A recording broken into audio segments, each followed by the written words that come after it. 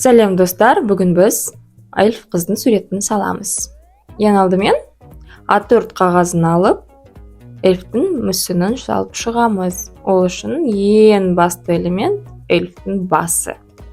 Эльфтің басын жалпақтау келген домалақ салу арқылы сала бастаймыз. Домалағымыз дайын болғаннан кейін ашық көзін сала бастаймыз. Көзін, мұрнын осылай оңай тәсілмен салып аламыз. Көзіндегі қарашығын салып аламыз. Бетінде қызылы және де ерні. Қиындатпай оңай жолмен салып аламыз. Құлақтары, эльфтің үлкен құлақтары болады. Және де кекілін, шашын салаймыз. Кекілін салып алайық осылай. Басы шамалы жалпақтау болып кеткен сияқты, оны дұрыстап жіберейік. Және де шашы жинаулы буылы түрін саламыз. Осылай.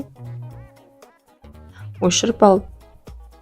Қателессеңіз, еш нәрсе етпейді. Өшіргіш бар, өшіруге болады. Сондықтан қорықпай саламыз. Енді кезекте қолдары және де дене мүсіні. Эльф. Жоспар бойынша эльфіміз көйлекте болады. Қолдарының саусақтарына қатты мән бермей, оңай жолмен салып аламыз. Себебі бұл эльф қой. Эльф деген адам емес. Аяқтары.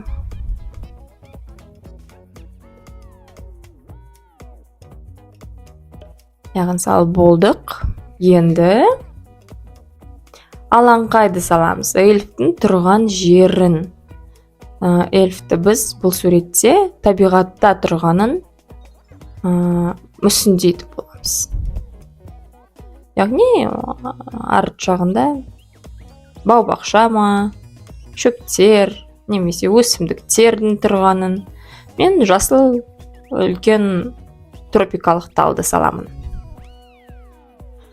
Бірақ сіздер басқа талды салсаңыздар да болады, өздеріңіз еріктеріңіз. Жанында тағы да бір тал, жалпы 4-5 өсімдік болса жеткілікті. Сурет салған кезде асырып та алға болмайды. Көп болып кетсе, әдемі емес болады. Сол жағында кішкентай өсімдіктер саламыз. Бір үлкенде өсімдікті салып. Жапырақтары қазір бір түрлі қызық көрінуі мүмкін, бірақ бояумен бояған кезде, гуашьпен, ол басқаша көрінеді. Енді осындай бұйраланған өсімдікті толықтырамыз. Артқы фон шамалы бостау болып қалды, сондықтан да мен артқы бос қалған фонды жүрекшелермен әсемдеймін деп шештім. Өздеріңіз білесіздер, сіздер басқа бұлтпен немесе көк аспанмен де әсемдеуге болады. Бірақ мен басымды қатырмайын деп шештім. Енді бояуға кірісеміз. Ол үшін қызғылт фломастерді алып, эльфтің дене бітімін және де басын бояймыз.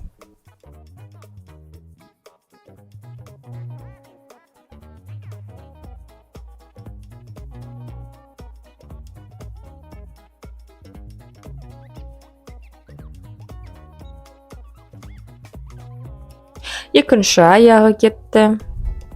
Дайын болды.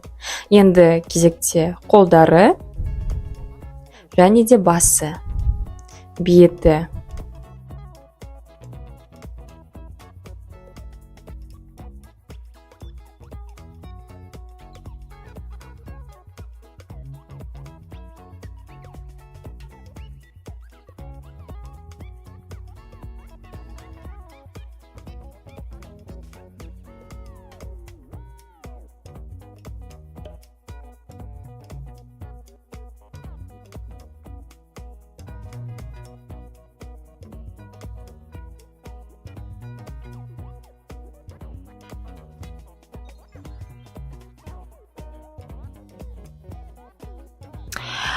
Басын бояған кезде маған өте қиындау болды, себебі ұзақ отыруға тура келді. Сондықтан да мен шамалы видеоны қысқарттым. Осылай барлық көзін теспей ақ қойсаңыздар болады. Көзінен басқасын теспейміз, яғни қалған элементтерді боялса бояла берсін. Басқа да фломастерлармен бояған кезде мұрны үстінен басып боясаңыздар, еш нәрседе етпейді, бәрі көрінеді. Сондықтан да батыл түрде салсаңыз болады.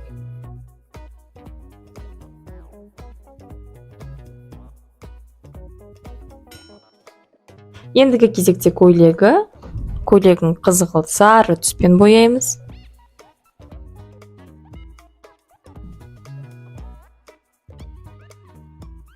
Көйлегін бояп аламыз, ешқай жерді қалдырмай.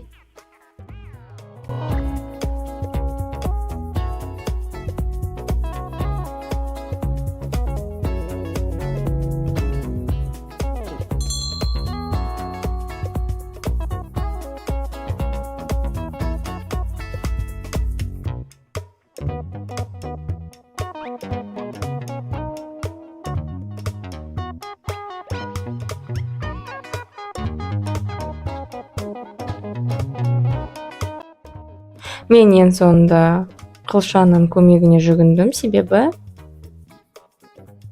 бояп шаршадым. Солай жылдамырақ болды. Шаш резинкасы да бізде қызғылт сары түсті.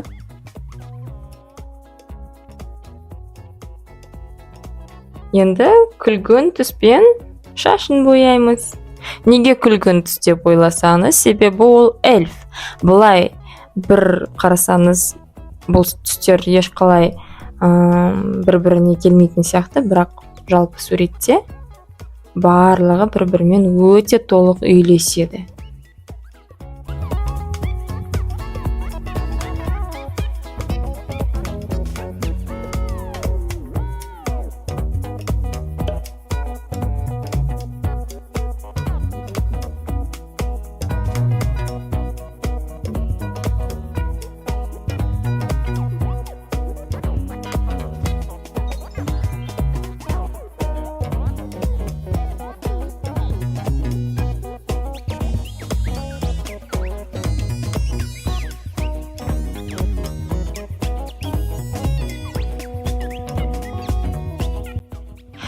Енді қара фломастерді алып, көзінің қарашығын және де суреттің контурын сала бастаймыз.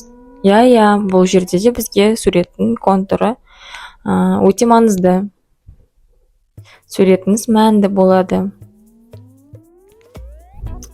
Енді алаңқайдағы жасыл аланды бояймыз. Бұл жерде бізде 3 түрлі түс болады. Бір аланымыз қатты жасыл түс болса, екінші аланымыз ашық жасыл түс, үшінші аланымыз сары түсте болады.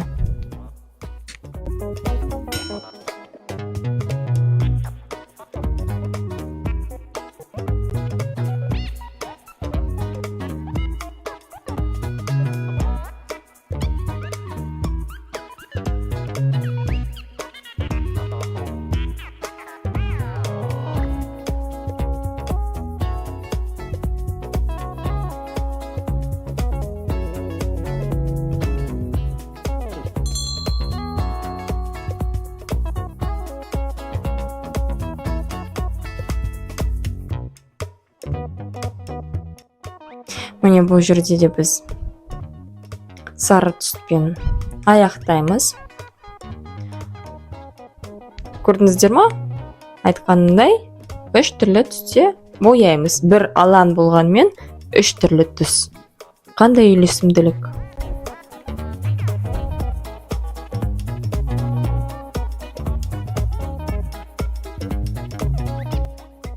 Содан кейін артта тұрған өсімдіктерді бояймыз. Біреу көк, біреу жасыл түсті болады. Бұл жерде біз контурингті салып біттік. Енді эльф қызымыздың контуринг саламыз. Көрдіңіздер ма? Контуринг, қара түспен контур жасаған кезде сурет басқаша көрінеді. Бүкіл барлық аумақты қай жерде не екенін байқалып көзге түседі. Көзінің контурингін салып өтейік.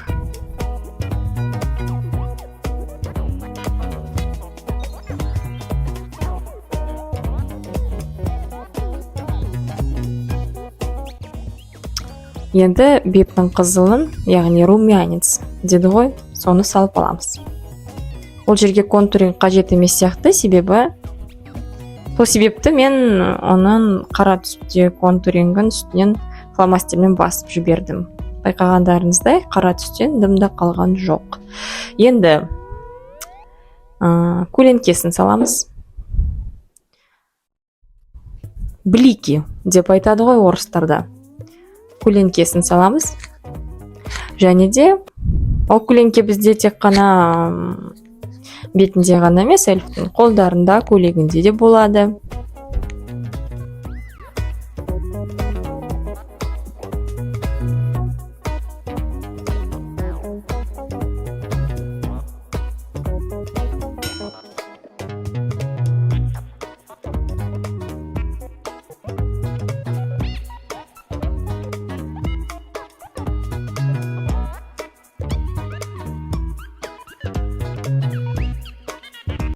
Оны салып болғаннан кейін алаңымызды әсемдейміз.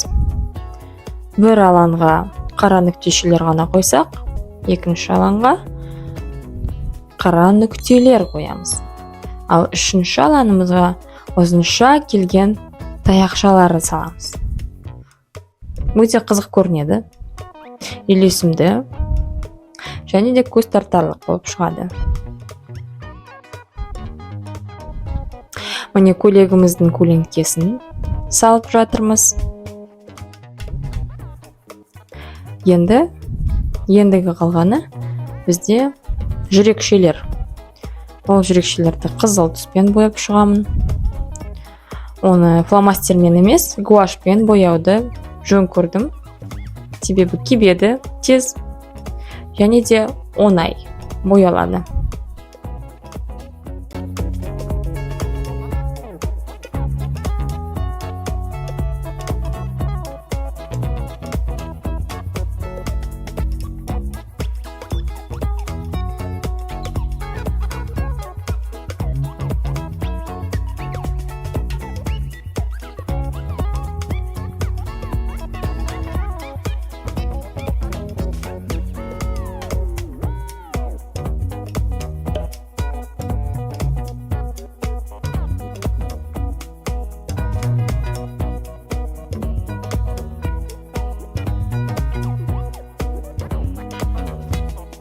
Ал енді суретіміздің соңғы штрихтары қалды. Ақ фломастерді алып, суреттегі бейнеміздің жарқылын саламыз. Яғни шашының, бетінің, көйлегінің, көзінің жарқынын ұмытпаймыз. Ол да өте үлкен рөл ойнайды. Шашының жарқылын, шашының толқындарын осы ақ фломастер арқылы суретке пайымдауға болады. Қазір енді жүректің осындай кішкентай элементтері болады. Фломастермен екі таяқша екі жағынан қанаттар іздес. Бір жүрекшеміз боялмай қалыпты, оны да қазір бояп жібереміз. Мұрнының жарқылын үлкенірек қылып, көзінің жарқылы ұмытпаймыз.